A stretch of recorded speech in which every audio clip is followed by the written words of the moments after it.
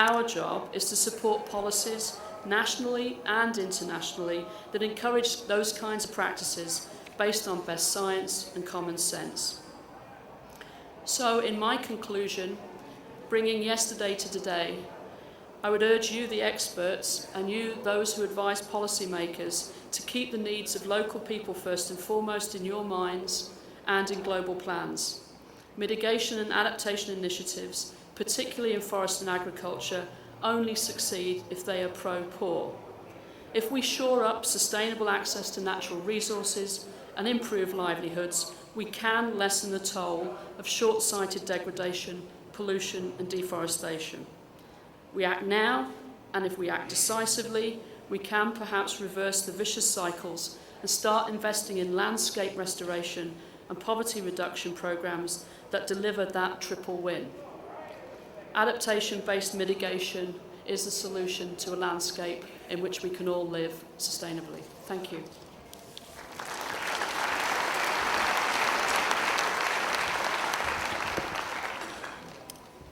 Thanks very much, Rachel.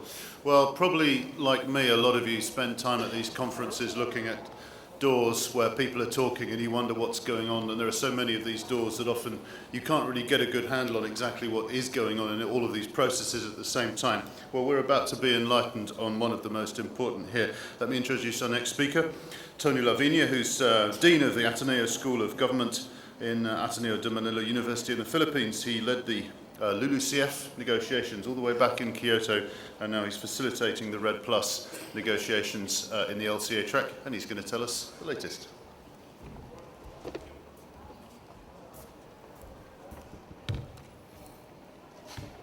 Thank you again to the organizers for inviting me. This is the third year in a row that I've been asked to update the participants of Forest Day on the state of the negotiations. Thank you especially to my friend Francis Seymour, the Director General of C4, who has trusted me to do this. I've always been nervous doing this, and in the first year I did this, I wrote everything in the paper and my computer and read it verbatim so that I won't make a mistake.